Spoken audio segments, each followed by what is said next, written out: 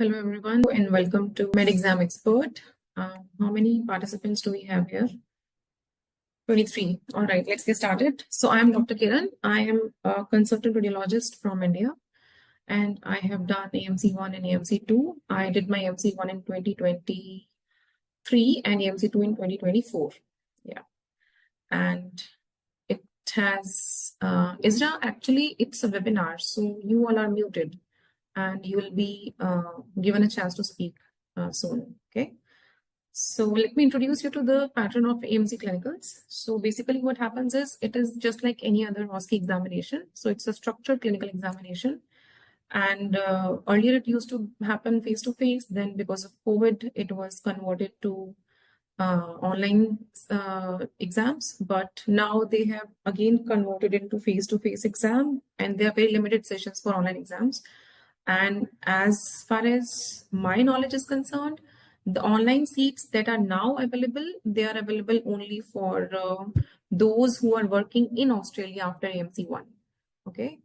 And if you have any query regarding the exam, you can put the query in your chat box. I'll try to reply it once the webinar is over. And okay, so what happens during the exam is that you got 20 stations.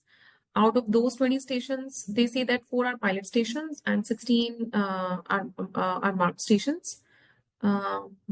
Sorry, out of 20 stations, 16 are exam stations, 4 are rest stations. And out of those 16, 2 are pilot stations and rest are marked stations. And out of those 14 marked stations, you're supposed to get 9 correct. Okay. So you need to pass 9 stations now to be able to qualify AMC 2. And in each station, what you get is you get a total of 2 minutes reading time in which there will be a screen and the stem will flash on the screen. You'll get 2 minutes to read the stem, to understand it, to prepare up in your mind that how to approach that case. And after that, you'll be called inside the room and you'll get 8 minutes to perform. Okay. In those 8 minutes, your tasks will vary. So the main subjects that AMC Clinical emphasizes on are medicine, surgery, pediatrics, community health, obs and gynae, and then physical examination. And these are almost divided equally among all the stations. And out of these, you will get differential and diagnosis stations in which you will take a history and make a diagnosis. Then you will get management stations in which you will have to take a brief history, explain the diagnosis and also the management. Then you have got counseling stations in which everything has been done and now you have to counsel the patient. You have breaking bad scenarios in which there will be a bad news, maybe about cancer, maybe about explaining death examination or something like that, in which you have to show empathy and behave accordingly. Okay, in physical examination stations, they are also different stations. So you can have a physical examination plus investigations and then diagnosis station, or it will be a purely examination station and in which you'll have to explain the steps to the patient, then do the steps and explain the steps to the examiner as well. Okay. And yeah, that's pretty much about the exam. Okay. So let's start with the webinar. So today I'll have 3 cases and I'll need 3 volunteers out of the participants to perform. I'll be your role player as well as your examiner, and you'll be the doctor. And I'll give you 1 minute reading time to read the station and to just jot down the points in your mind, in which after that you'll get 8 minutes to perform, and then I'll give you your feedback, like what you could have done better or what you have done correctly and what points did you include and what points did you miss. And after 3 stations, we'll talk about MedExam Expert. So 3 volunteers, please raise your hand for the first station. I shall need a volunteer, so please raise your hand. I cannot do the station alone.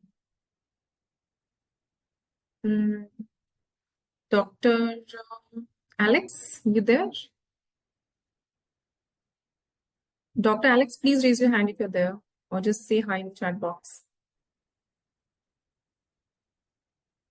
Dr. Isra, are you available to be a role player?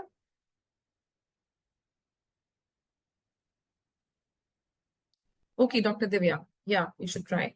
So, Faizan, could you please add Dr. Divya? Like, I need to at least hear her voice, if not her video. Yes, surely, Dr. Kiran. Dr. Divya can present.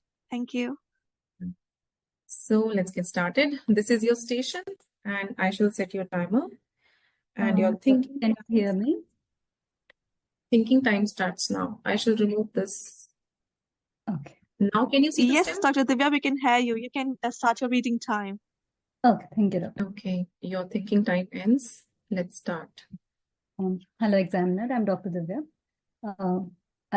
You are the role player. Hello, I'm Dr. Divya. How can I address you? Hello, Dr. Divya. Thanks for seeing me. My name is Jennifer, and Hello, Jennifer. I'm here because I have been having this terrible itching, in my vaginal region, and it has been going on for 2 months now, and it's really troubling. I'm So- shy of going out, and I just stay in the house, and it's unbearable now. Please help me, doctor. So sorry to hear that, Jennifer. I will look into that and try to help you my best. Okay. Will it be okay if I ask you a few questions, Jennifer? Yes, doctor, please. Jennifer, before going ahead, I assure you confidentiality that whatever we speak and do today will be confidential. Okay. So Jennifer, Yeah. can you tell me more? Like, what is it? What's happening? So actually, this has been there for at least 1 year now, and there was a little bit of discomfort down below, but for the past Right. 2 months, it has been really troublesome itching. I just can't Right. take my. Can you tell me the exact location where it is happening? It's around my genital region. Okay. And is you said that it is itching. Is it's the itching there since last 2 months continuously? Yes, doctor. And is there any discharge also? No, doctor, there is no discharge. Okay. And if Jennifer, will it be okay to ask you a little bit personal questions about cycles and all? Yes, doctor, please go ahead. When was your last menstrual cycle, Jennifer? I had my menopause at the age of 55, doctor. 55. Okay. And after that, did you have any bleeding? No, doctor. Any symptoms of hot flushes or funny racing of the heart? No, doctor. Okay. And post that, did you have any dryness in your private area? Yes, doctor, I did have some dryness initially, but I was fine after that. Right. Have you tried any treatment for it? Oh, yes, doctor. I've been to at least 3, 4 GPs before you, and they have given me some cream which is called estrogen cream to apply in my private area. Right. But did it help? No, doctor. Okay. And have you been ever screened or diagnosed with any STI, Jennifer? No, doctor. Okay. And before this, before menopause, were you taking any pills? No, doctor. I got tubectomized when I had my second child, and I have not taken any pills after that. Okay. And after the age of 55, have you been using any hormonal pills for controlling for menopause? No, doctor. Okay. Jennifer, may I know if you're sexually active? Yes, doctor. I have a stable partner, my husband. Okay. And you've practiced safe sex? Yes, doctor. Okay. Jennifer, a little bit about your habits. Do you smoke? No, doctor. Okay. Do you drink alcohol? No, doctor. Any recreational drug use? No, doctor. Okay. And any medications are you taking at this moment, over the counter or prescribed medications? I am hypertensive for the past 10 years, so I'm taking my antihypertensive medications, which is 1 tablet, and I'm pretty much controlled with that. Okay. When was the last checkup done by the doctor for hypertension? It was 6 months back, and he said everything is fine. Okay, great, Jennifer. Jennifer, lastly, I just wanted to know that when was your last cervical screening test done? I think it was done 6, 7 years back. Okay, and after that, you haven't participated in it?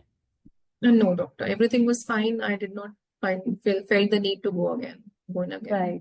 Okay. And about breast cancer screening, have you been participating in that? Yes, doctor. My mammogram was done recently. It was normal. Okay. Okay. Thank you, Yes. Jennifer. I'll address my examiner and I'll be right back with you. Will that be okay? Yes, doctor. Examiner, for this for Jennifer, I want to do an examination. I want to know how is the appearance of Jennifer. Is she's any discomfort or pallor? And then I want to know the blood pressure specifically and temperature of the patient. In focus examination, I want to do an abdominal examination. I also want to know the BMI of the patient, doctor. And in focus examination, I want to do an abdomen examination to see if there is any abdominal discomfort. And then I move down to the pelvic area. I want to do an inspection where I can see any rash or any discoloration or any signs of uh, uh, vesicles or any infection. And then I want to do a palpate and see if there is any tenderness around because of the itching, any excoriation or lichenification. And if the patient permits, but unlikely that the patient will permit for a speculum examination, but if the patient, maybe I can do it on a follow-up visits. And if this, but this is usually a speculum should be done to see how are the vaginal walls, and that helps us to differentiate between lichen sclerosis and lichen planus, which are very common conditions to happen down, and also the cervical health of the patient. And in office test, I want to get an urine dipstick test done, and blood sugar and ECG of the patient for the screening purpose for a 60 years old lady. An investigation examiner, I want to do an urine microscopic culture sensitivity to rule out any UTI, and also a high vaginal swab to rule out any vaginal infection, vaginal etiology of infections or fungal infections. And in this examination, the picture looks like it is having lichen sclerosis. So I would like to get a biopsy of the area also. Should I be discussing with the examiner or the So patient? the investigations that you get is this picture, and rest other examination findings are not. Okay, doctor. And about the management, should I be discussing with the patient? With the patient, yes. Okay, thank you. So Jennifer, thank you for waiting for me. Jennifer, what it looks like that you are having a condition called as lichen sclerosis, and this is a skin condition basically because of the change in the vaginal skin after the menopause. Usually this it starts with a small itch, and then it further goes and becomes a chronic condition. And because of the itching and all this local damage causes the changes in the skin, and the itch and rash cycle continues and causes problem down there. And but Jennifer, we can give this treatment. It's a condition which takes a longer time to treat. As your doctors have already given you estrogen in the past, because of the postmenopausal status, it's one of the reason why we have itch down there. But estrogen will be not as useful as much as steroid. We have to. It's an inflammatory. It's a condition where the body is attacking the skin of the genital area, and giving steroids will help us to reduce that attack and get it better. Do you follow me, Jennifer? Yes, doctor.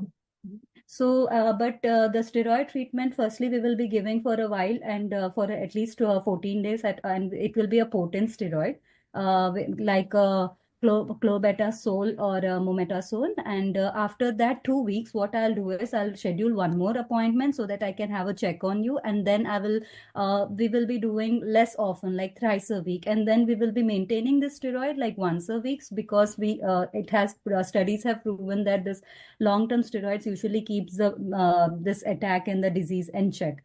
But I want to tell you that there's one complication which makes me worry about, which I want to be knowing about this condition, is that if the condition is not well treated, there is a small possibility of this changing into a cancer. But do not worry at this moment, because we'll be doing a biopsy to rule out all the Time's bad. up. Okay, Okay, thank you. Thank you. Divya. So it was a wonderful attempt. Kudos to you because you are spot on. In the starting, you took a little time to introduce yourself, which is very good. So I always suggest my students to make one single statement for 30 to 40 seconds, which is sufficient for the introduction. Okay, you should not waste more time than that. And then Right. you gave the confidentiality statement right in the beginning, which is very important. So in psychiatry patients and OBG patients, confidentiality statement is very, very important. And I also like the way you address the sexual history. So you took permission that may I ask you some questions about your personal. So that is a good approach. That actually gets a bond between the doctor and the patient started. So yes, this is a case of lichen sclerosis. Your diagnosis was correct. Your approach was correct. The examination findings and investigations were correct. Only thing that you could have added is that from the picture that I can see that it is a white patch. So Okay, describe white it. Oh, white plaque. Yeah. So you describe the image to the examiner that it seems like a white plaque, which with the history of itching, the most likely diagnosis is lichen sclerosis. Yeah. Apart from that, I think you tackled everything. You gave her steroids. You told her that it is unlikely because of menopause. You told her that yes, it is an autoimmune condition. You told her that we'll be giving you steroids, and steroids can keep the disease in check. Now, the important thing for her to know is it is not a reversible condition. There is no cure. But yes, got whatever it. stage she is in, we can check this disease right here because we'll be giving you potent steroids. Yes, this is an autoimmune condition. The body is attacking the genital skin region. And the complication that we are worried about is definitely squamous cell carcinoma. So the differential diagnosis in this case would be atrophic vaginitis, which is the most common condition affecting postmenopausal females. Then would be infections, candidiasis, lichen sclerosis. So you asked the question about discharge in the beginning itself, ruling out candidiasis, which was very good. Then other skin conditions, for example, dermatitis, eczema, psoriasis. The question to rule out all these other conditions would be, are there any other skin issues with you? Are there any other rashes or patches over any other part of your body? Then Okay, doctor. history of diabetes and steroids you can always take. Yes, key investigation would be multiple punch biopsy to rule out a precancerous condition. If you don't mention a punch biopsy anywhere during the case, you'll lose this case, right? So in the history, so first of all, you explore the complaint. So since when it is there? Is it continuous? Is it on and off? Is it worsening or getting better? Has it started interfering with the lifestyle? So in this case, I opened the station. So I said myself that now I'm really worried. I'm not able to go out. I'm not able to keep my hands off. So does it interfere with your sleep? Then you ask about the differential diagnosis questions. Okay. Now questions about atrophic vaginitis would be just like you asked. So you ask the periods history, age at menopause, then any other menopausal symptoms. Then the sexual activity questions, are you sexually active? Then you could have asked that, do you have any issues with your sexual activity? Because what happens in lichen sclerosis is basically the skin, it contracts and it gets adhered to itself as well as to the surrounding structures. So the introitus becomes small and a little bit of friction can cause fissuring and bleeding. So history of bleeding we've already taken, but we can always ask about history of dyspareunia during sexual contacts. Then you Okay. ask other questions about skin allergies, then medical surgical illnesses, diabetes, so that you already asked. Now, in the physical examination, you want to know, are there any other rashes in the body? Because we want to rule out other skin conditions. Then routine, the vitals. In this case, because the patient is hemodynamically stable, so you don't have to name everything like temperature, BP. You can just say that I want to know that the patient's vitals. And then you go to the local examination. Yes, I want to do a per speculum examination. I want to do a per abdominal examination. And what I want to know in the inspection, I want to know, is there any visible discharge, any bleed? Does the skin appear thin or atrophic? Are there any color changes? So this particular thing is lichen sclerosis is white, shiny, wrinkle plaques in a lace-like pattern. And it is usually found in a figure of 8. It is affecting the vulva as well as the perianal region. Then inspection of anal area is important in this case because we want to make sure it is lichen sclerosis. And then if the patient allows, of course, after permission, I want to do a speculum and per vaginal examination. In the office test, I want to rule out diabetes and I want to do urine test. Then routine examinations and yes, multiple punch biopsy and thyroid. Why thyroid? Because this is an autoimmune condition and approximately 15 to 20% of patients, they also have thyroiditis autoimmune thyroiditis. So I want to know that status as well. Now comes the management. In management, if you have time, the patient will ask these questions. They will ask, okay, doctor, what is happening? And you will tell them that you have a condition called as lichen sclerosis. Then, okay, why did it happen? Did it happen because of menopause? You say, no, this did not happen because of menopause. It can affect any age group. It can happen in children as well. But it is more commonly seen in elderly females. Now, the cause is unknown. It is an autoimmune condition. So you correctly said, Divya, that our own cells are damaging our own genital skin region. So it can result in scar formation, there can be complications, there can be adhesions, and it is also precancerous. So some 4 to 5% of cases, they land up in squamous cell carcinoma. So we will have to keep you on routine follow-ups and we'll keep looking for any nasty changes. Then because it is autoimmune, so there is no permanent cure, but we can keep the condition under control. So we'll give you steroid creams to apply twice daily for the first month, and then we'll taper them off, okay? And you'll have to apply them. Now the patient will ask, okay, till when do I have to apply the cream? Then you'll say that the application will be lifelong, but it will be reduced to 1 to 2 applications per week if you're well controlled, okay? And then she'll ask, but I have heard that steroid can cause skin thinning. And then you'll say that, yes, I know that skin thinning is a known side effect of steroids, but it is like we are trying to do the best for you. And if we do not give you steroids, then the complications of this condition, they will be far worse. So we will have to put you on steroids. Okay. And then after some time, if still the adhesions develop, we might have to go in for a surgery. Okay. So this will be the explanation of the management. And then other things. So meanwhile, you'll have to maintain good hygiene. Make sure you take your mammogram correctly. And if you experience any bleeding, any discharge, any itching, then you report back. So in any station where there is a little bit of counseling and management, you always give them soft bunnies. So I'm here to support you. This is soft bunny. Then you give them reading materials and then you call them for review. And you also tell them the red flags, like when to come back immediately. So if in case of any bleeding, any abnormal discharge, if the itching is getting worse, if it is not getting treated by the steroids, then you come back, okay? Right. All right. So I need another volunteer for the second case. Do we have someone?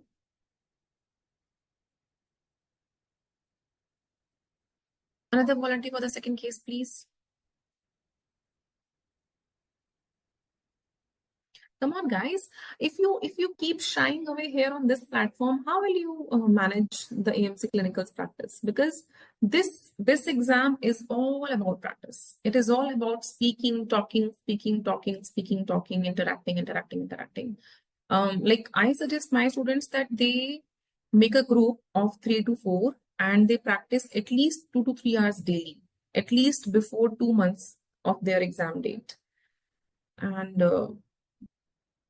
you cannot shy away. Come on, someone please raise their hand. Dr. Anamika, Dr. Anupama, Dr. Avanti. Someone volunteer, please. Okay, Dr. Manohar, do you want to participate? So you will get 1 minute to read the station. This is already on the screen. And then rest 8 minutes to perform the station. I shall be a role player and you will be the doctor. Are you ready? Dr. Manohar Sharma. That's all right. So you just read the STEM. This is your STEM and these are your tasks. You have to ask me a few questions regarding this investigation and then you have to advise me what to do. And you have to advise me regarding subsequent pregnancies. Just like you see your patients. Nothing new. Okay. Faizan, please unmute Dr. Manohar Sharma.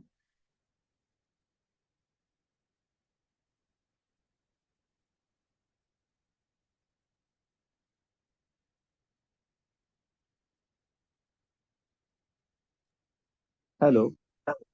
Hello, Dr. Manohar. I unmuted myself. Sorry. All right. So your thinking time starts now. Since you are new, I just want to brief you what happens here. So you'll read this Right. step, you'll understand the tasks. You are the doctor, I am the patient. and you will perform these tasks in 8 minutes. Before that, I'll give you 1 minute to read and think about it. Okay, so I have to read the STEM that you're going to provide to me and think about it. Yeah, the STEM is already there on the screen. Oh, sorry, I just didn't see that. Yeah. Yeah, okay. The STEM is already there on the screen, and I'll give you 1 minute to go through it, to think about it, to understand it, and then we'll start. Okay. Don't worry, it is just a webinar. Nobody's going to judge you. Yeah. Yeah, okay. So your thinking time starts now.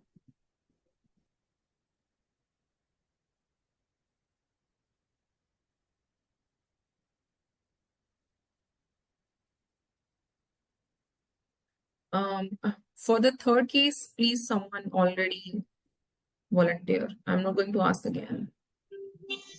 Since you're preparing for AMC Clinicals, there is no escape from participating.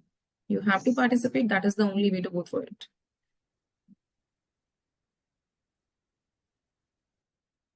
Okay, so I've just read the task now. So what do I do now? Like I start asking questions? You still have 20 minutes. Just make up the points in your mind. Think about the station, like what all you're going to talk and what are you going to prescribe to me, what are you going to guide me, and some questions that I might ask as a patient, some doubts, some clarifications, and then we can start.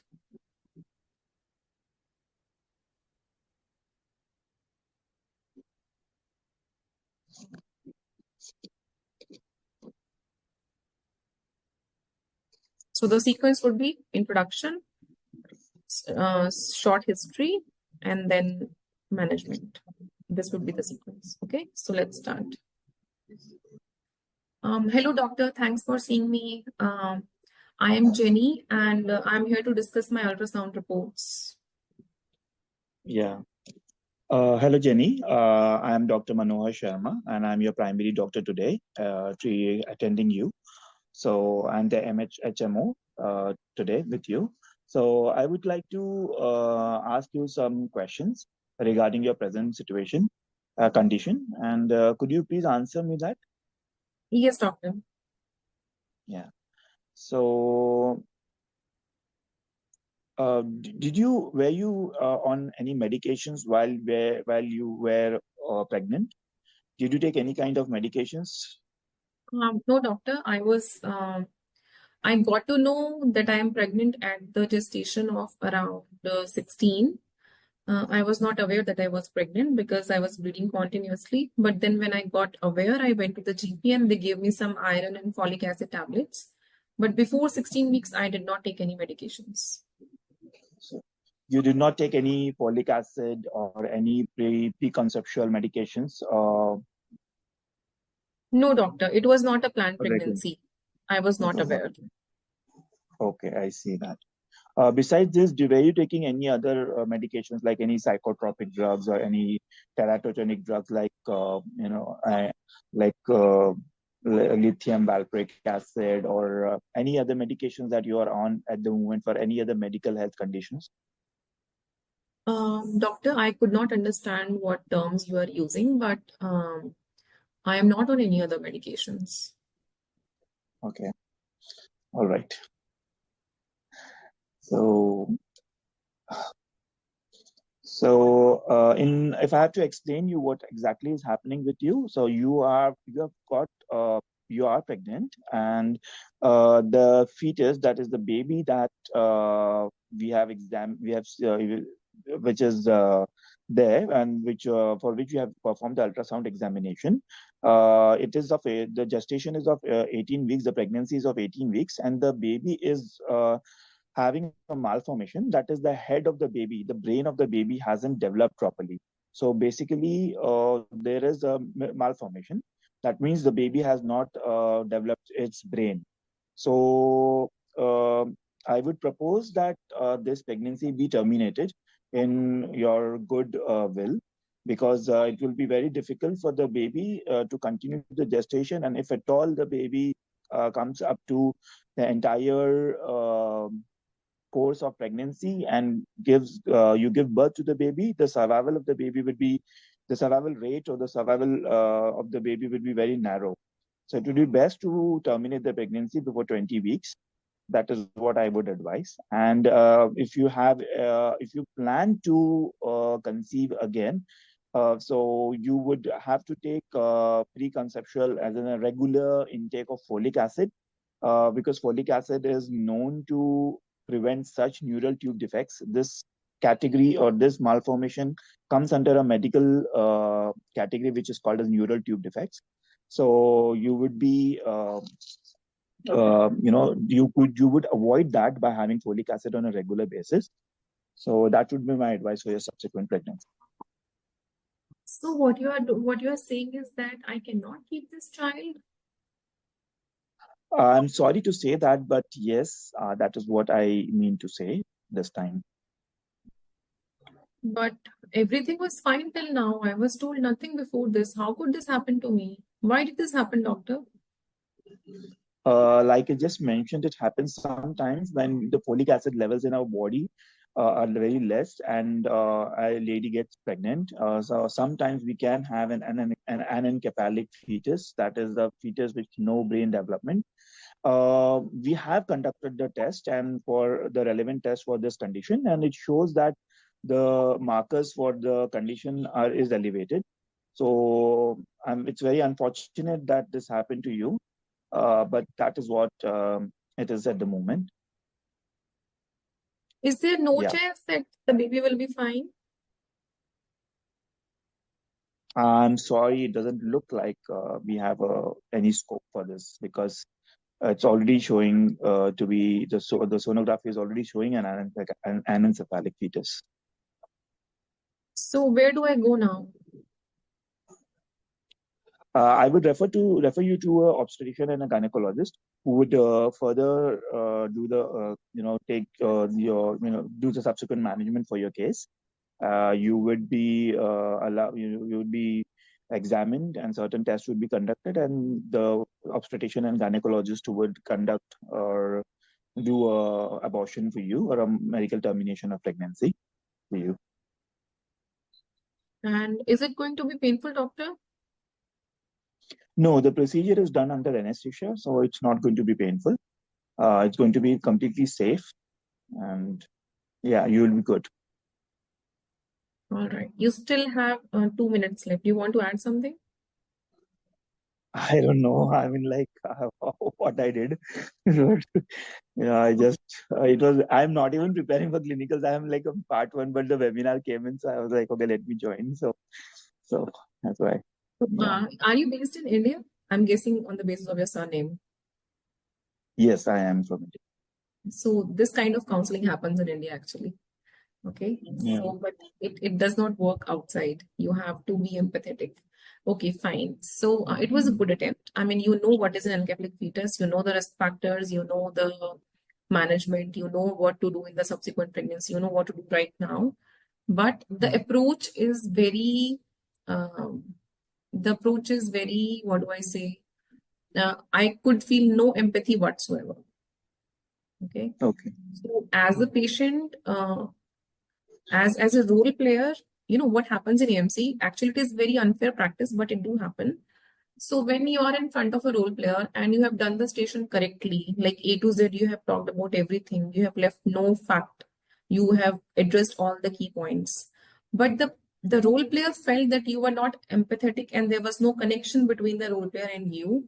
They'll give the feedback. Okay. They'll give the feedback. So like in this case, what all domains will you be assessed again? One of those domains would be approach to the patient or family or relative. That is one domain. Then it would be explanation of the investigation. Then it would be explanation of the management, subsequent management.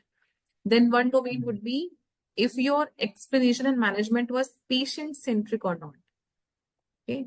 Okay. So it is a patient-centric approach. You can suggest that you have this option, you have this option, you have this option. It is up to the patient if they want to choose termination of or if they want to carry on with the pregnancy. Okay. Okay. Yeah. So first of all, please make a line for yourself for introduction. It should not take more than 30 to 40 seconds, because today, while we were introducing ourselves as a role player and a doctor, it took more than 50 seconds for the introduction. That is a waste of time. We don't have that much time in the station, right?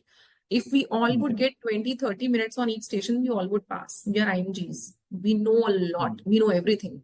We have learned everything. The key is to do all that, to address all the key points within those 8 minutes. Okay. So we cannot waste time on introduction, because introduction is just a formality. You will get marked for it if you have introduced yourself. Second point is avoid jargons. You cannot ask the patient, are you taking any, what did you say? Psychotropics? Psychotropics. So the patient won't know all those terms. Okay. So avoid using jargon during patient interaction. So you can say, are you suffering from any chronic illnesses, for example, epilepsy or tuberculosis? Are you taking any drugs for epilepsy? Something like that. You have to make it simple. Third thing is, do not repeat whatever is given in the stem. I am 18 weeks pregnant. It is given in the stem. Don't repeat. Okay. Okay. So, and also, when I was saying that everything was going on fine till now, so how did it happen suddenly? So there was one hint that I already had a maternal serum screening done at 16 weeks, and it already showed that I had an elevated level of alpha fetoprotein. So my pregnancy was always high risk. It was already high risk. So you could say that, Jenny, you already had a test done, and it already showed increased levels of alpha fetoprotein, which also suggests a neural tube defect. Okay. And then in such stations, when you are going to break a bad news, it is always wise to call their husband or family relatives. You see that, okay, because she's alone. She's first time pregnant. It was an unplanned pregnancy, and she does not know anything about it. We are going to break a bad news. It is always wise to say that, do you want me to call your husband, or do you want, to call someone from the family to sit with you? So you give them a hint. You prepare them. You prepare them for what is coming next, right? And then you give them options, that you explain what is an encephaly. So the brain is not formed. The child will not survive once it is born. And I'm sorry to say that, but the best option for you would be to terminate this pregnancy, but it is your choice. So you make the whole scenario patient-centric. She has all the choices. We can only suggest, right? Now let's go through the case quickly. So in the history, you introduced, like, I understand that you're here because to know the results. Do not worry, I'll try to make you understand. So now a quick history would be the obstetric history. So what to ask in a quick obstetric history? So how's your pregnancy so far? Any issues with your pregnancy? You want to rule out all the pregnancy complications, any bleeding, any discharge. Did you take folic acid? Did you get your blood test done? Do you know your blood group? Okay. Have you been diagnosed with any other chronic illness? Then do you smoke? Do you take alcohol? Any recreational drugs? Any medications? Any allergies?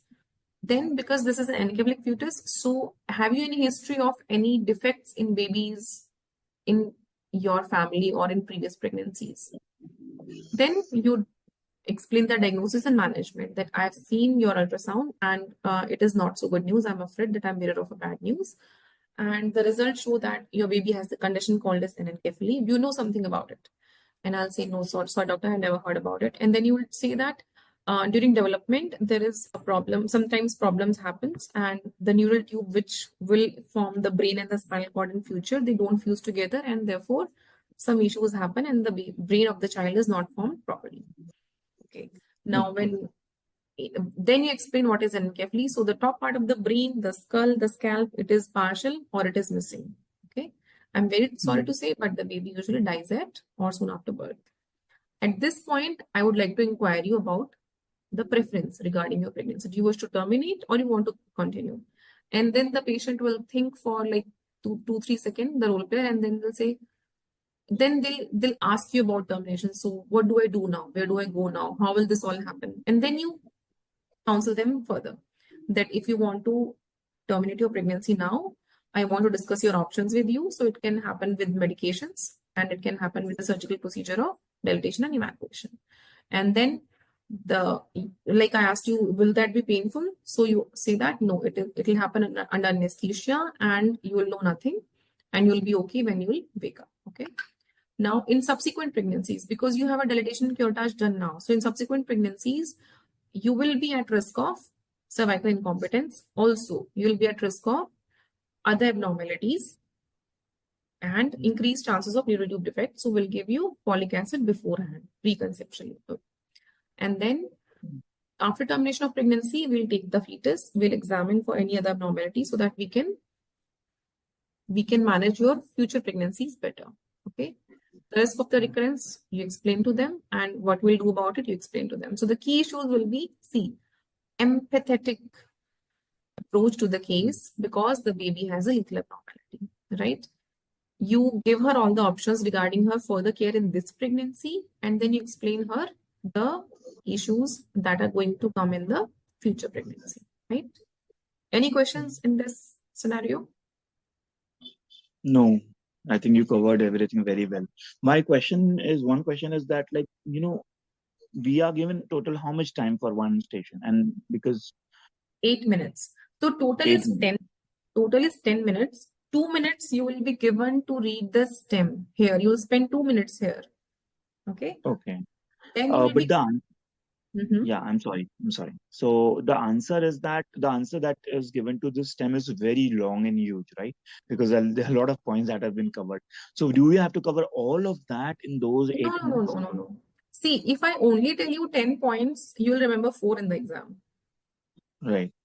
Okay. So I'll try to cover as much on the subject as possible so that you are able to explain at least the questions that the role player will ask. For example, in Okay. lichen sclerosis, what if the patient asks that, did this happen because of menopause? They can ask anything. They can ask actually anything because they are patient. They'll ask every Right. doubt. Why did this happen to me? What is the cause, doctor? So if you had not read, you might not be able to talk about autoimmune diseases by yourself. But if you have not read about the point that lichen sclerosis is an autoimmune disease, you will not be able to answer that question. Right. So this is the purpose of these slides, that I'll tell you everything about that disease. And then depending upon what the role player is asking, you can answer them. Okay. Got it. Thank you. All right. So the next station is a physical examination station. I need one more volunteer. Please raise your hand, guys.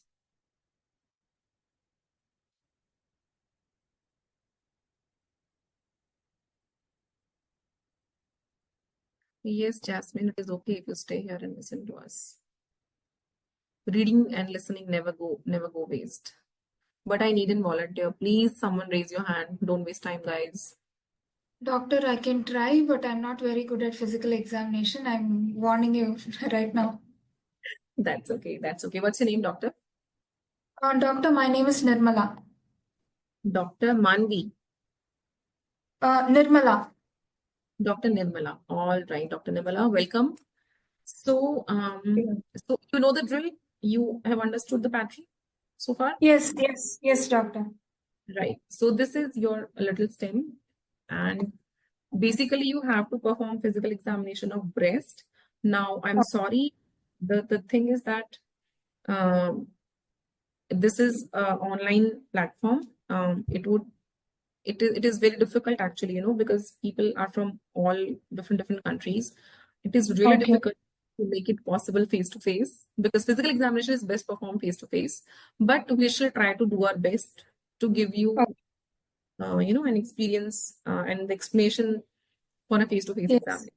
So your thinking time starts now. I'll give you 1 minute. Think about it. Right breast lump in a 40-year-old female. Think about how you the scenario and narrate to me what you're going to do. Right. Okay, I just have one doubt, doctor.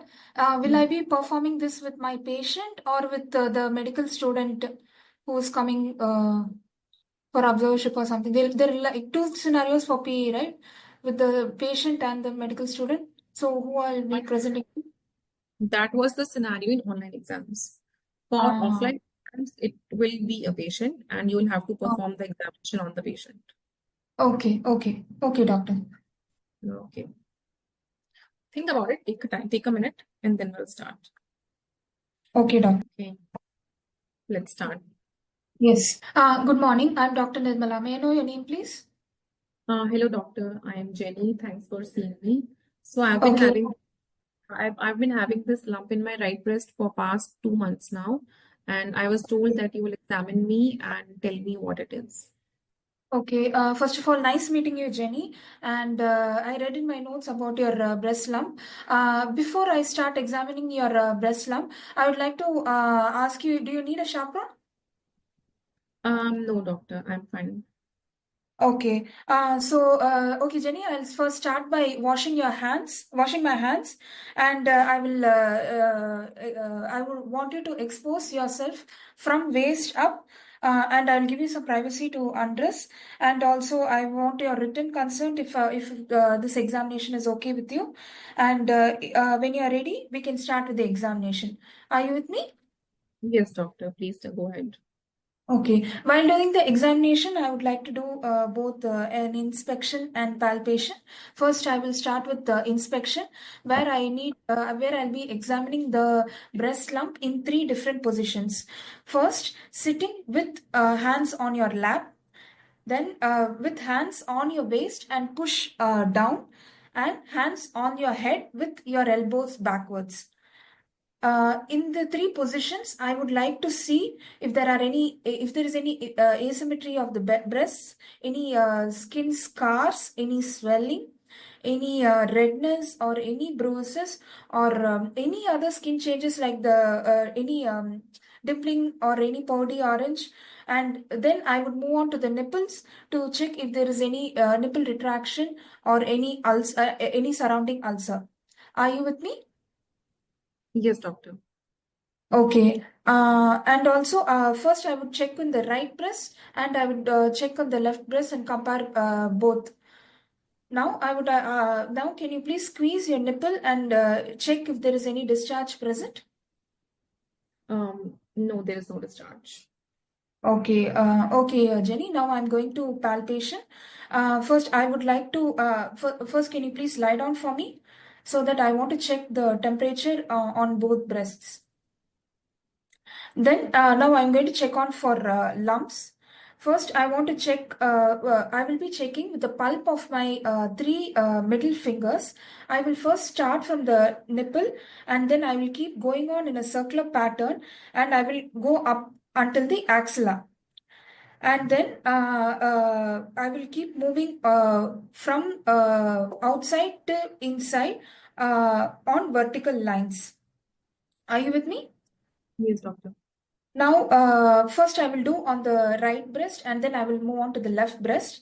Now, since I'm starting from the right breast and if I have localized the swelling, I would first see which quadrant it is in. And then I would want to see its distance from the nipple. And then I want to see the size of the lump. And I would like to measure the size of the lump and then check for the shape, if it is regular or irregular. Then I want to see the consistency of the lump, whether it is hard, rubbery, or soft. And then I will move on to I will move on to check if there is any tenderness of the lump. Good. Okay. And then I want to check if there is any temperature or tenderness. Then after fixating the lump, I would just hold the lump and you have to squeeze your chest muscles for me so that I want to check if the lump is attached to the underlying chest muscles. Mhm. If I suppose the lump is soft, I want to check if it is a cyst. So I will move ahead and do a trans elimination test, wherein I will hold a torch in below the swelling and see if trans elimination is positive. Are you with me, Jenny? Yes, doctor. Now that I have examined the lump, I want to move on to the lymph nodes. First, I will start with the axillary lymph nodes, then the supraclavicular lymph nodes right above the clavicle, and then the cervical lymph nodes. First, I will check on the right side and then compare it with the left side. How do you do axillary lymph node examination? Sitting or supine? I will ask the patient to sit and then I think fold the arm, and behind the anterior axillary lymph node, I will palpate for the lymphadenopathy. So if I'm sitting in front of you to palpate my right axilla, which hand will you use? My left hand. Yes, your left hand. So it is a two-handed technique. You support my one hand with your right hand, and then you take your left hand and go inside the axilla, and then you ask me to put my hand down. Okay, and then you palpate deep inside the axilla for all the lymph node groups. What are the lymph node groups in the axilla? I think anterior and posterior axillary lymph nodes. Anterior and posterior, and Um, 4-5 groups. Yes. So you have to mention them while you're doing the physical examination. Okay, after the lymph nodes. Okay. One second. So after the lymph node, okay, if there is any lymphadenopathy present, again I will examine the lymphadenopathy for size, tenderness, and if there is any mobility, and the consistency of the lymph nodes. And then I will ask the patient to redress, and I will explain the examination findings to my patient. And end by thanking the patient. Thank you, Jenny. It was thank you for your cooperation, Jenny. Okay, so you have only taken 6 minutes so far. You still have 1 minute. Okay, let's, what else do you want to do? So you have examined the lump, you have examined the lymph nodes. Is there anything else you want to know in a 40-year-old female with a right breast lump? So any breast lump is malignancy until proven otherwise. What else in her body you want to know? Like any metastasis? I will do like a general examination. I will. So where do the breast malignancies metastasize most commonly? What is the most common site of metastasis from a breast? It is the thoracic spine. So you want to palpate the spine for any bony tenderness. It can metastasize lungs. So you want to auscultate the lungs for any effusion or any lesion. Then she's 40-year-old. She might have some ovarian malignancy as well, because BRCA is the gene responsible for breast cancer. You want to do a pelvic examination to look for any pelvic mass also. And then you want to advise her regarding mammography, right? Because now, so you want to advise her regarding mammography. So for online exam, the description is fine. But for offline exam, you need to know the exact points. Like I asked you, if you're sitting in front of me, which hand are you going to use? Because there you have to perform. So what we need to do is we are trying to include those points in because we are going to be teaching you online, okay? But you perform the exam face to face. So what I want to make sure is that when you are face to face with the role player, you know what hand to use, where to put it, how to put it, and how to examine the patient, because the examiner will be noticing each and every detail and they'll be marking you, right? Okay. Yes. So your beginning was fine. You did take a consent. You did offer me a chaperone. There is one more thing in physical examinations that you always have to explain about a stop signal. You have to tell them that if you are uncomfortable, raise your hand, or if you are uncomfortable, please tell, right? Yes. Yes. And do in the beginning while you are introducing yourself, right? Now, what are the differential diagnoses that come to your mind? Because the purpose of every examination station is to come out with a diagnosis so that we can manage the patient further. That is the purpose of physical examination. We already have the history. We need to know what kind of lesion that is. So it can be a breast cancer, it can be a fibroadenoma, it can be fibroadenosis, it can be breast cyst, it can be fat necrosis or traumatic injury, it can be breast abscess. Now, I should cover all the points distinguishing these lesions in my physical examination. Then my physical examination will be complete. Understood? If I miss any point, for example, if I miss checking the temperature and tenderness, I shall miss ruling out breast abscess. So that will be a critical error. If I miss checking the fixation of the lesion to chest, wall, muscle, or skin, I will miss malignancy and its staging, because A mass is another stage. A mass attached to chest wall muscle is another stage, and a mass attached to skin of the breast is another stage, right? If I miss examining the lymph nodes, I shall miss the whole station altogether. If I miss examining the metastasis, I shall miss staging the disease. If I miss the transillumination test or the fluctuation test, I shall not be able to rule out simple breast cysts. Okay. So for history, for management, for examination, you always have to keep a list of differential diagnosis in your mind.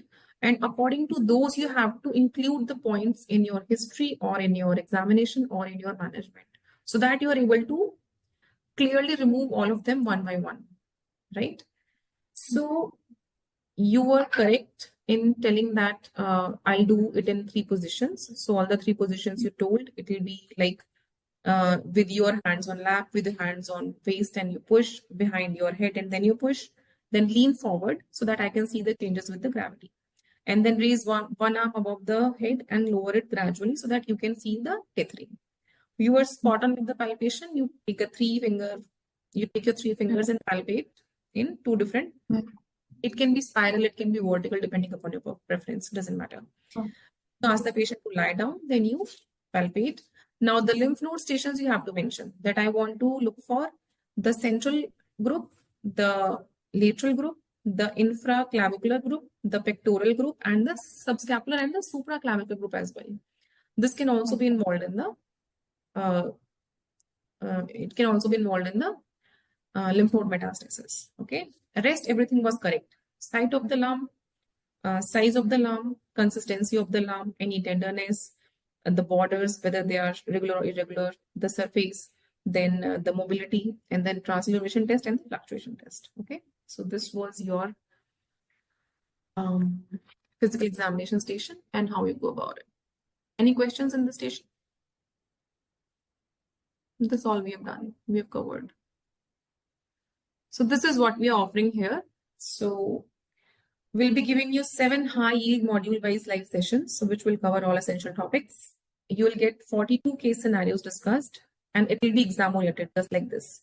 So I'll be a role player. We have other tutors as well who will be role players, and we'll be the examiners, and we'll give you feedback after each station. Okay.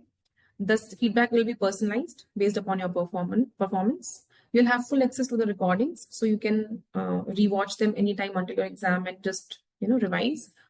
The study room will definitely be interactive. You cannot just keep mute and put your videos off and just listen, because that will not be helpful.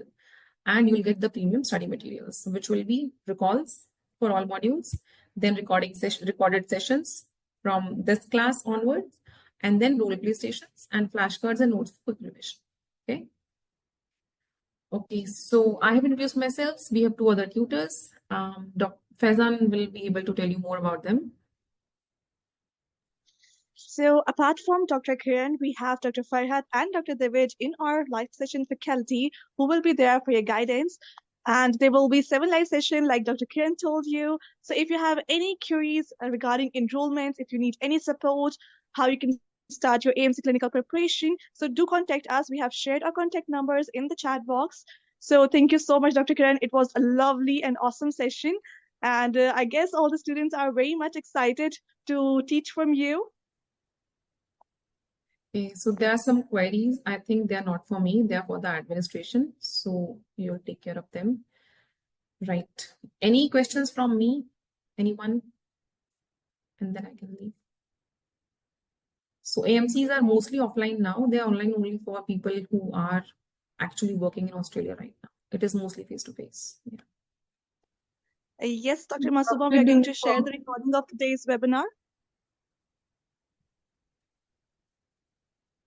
Okay. Doctor, do you offer any trial exams face-to-face?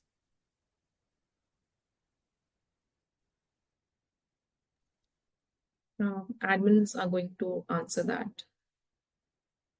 Yeah, and also actually, Manohar here. So I was asking, like, I'm just beginning the AMC process. So AMC 2, that is clinical, has to be given after the AMC part 1, correct? That's how it Yes. is, right? Yeah. So just because I am on the webinar today, I was asking like how much time is required for preparing for AMC clinicals, or what is the raw material, or like where do I get? Because what I answered in my station was completely very sporadic, So Okay, so for a doctor who is in a job and who is doing his readings part-time, okay, I think the optimum time for AMC clinicals would be 3 to 4 months okay, after finishing your AMC MCQs, because you'll have a lot of knowledge. All you need is to practice that knowledge and to practice your skills about discussing things with the patient, explaining things to the patient. So it is basically a conversation exam. It is basically a communication exam. Okay, you know everything. If you are asked to write down the answers, you will be able to fill pages. But it is basically a communication exam. They want to know whether you will be able to explain things to their patients and satisfy them. That is what they want to know, and they want to know if you're a safe doctor. So those are the skills that will be helping you with, like what to say, what not to say, how to introduce, and when to show empathy, when to ask for this confidentiality statement, what to do in psychiatric cases, what to do in pediatrics cases, how to deal with breaking bad scenarios, how to deal with difficult patients. There are sometimes, like in my exam, I had alcoholic patient on whom I had to perform an MMSE, and the kind of because I did not take a confidentiality statement, so he was not answering anything. I would ask questions and he would just mumble. So these kind of things, these kind of tricks, they happen. So this is what this course is for, basically. We want to tell you what to do, how to approach, so that you can get a diagnosis out of the station and complete that station successfully. Okay, got it. Thank you. In those 3 to 4 months, you need to practice at least 3 hours daily with your study partners. And as far as material is concerned, you'll get all the required material here. Okay, fine. Thank you. So to answer Dr. Isra's question, Dr. Isra, we are going to cover physical examination, medicine, surgery, pediatrics, gynae, and psychiatry, all the modules in 7 live sessions. And in every live session, the duration will be from 2 to 3 hours, depending on the cases that we are going to solve in every live session. And we are going to discuss maximum cases. And mostly there will be 6 cases in every live session. And these 6 cases will be including all the modules. So every module will be practiced in those live sessions. And apart from the crash course, we are also offering online mocks that you can work with any of your favorite mentor. You can work with Dr. Kiran, Dr. Devaj, Dr. Fahad, whatever you want. And we have shared the contact details, so you can just contact us and we're going to guide you. So I think we should wrap up this session now. Yeah, that's all for today's session. Thank you so much, Dr. Kiran. Thank you, participants, and I'm looking forward to meet you all. Thank you so much, Doctor. Subsequent Thank you, classes. doctor. Thank you. Bye-bye. Have a good day. Bye, doctor. Have a good day, Doctor.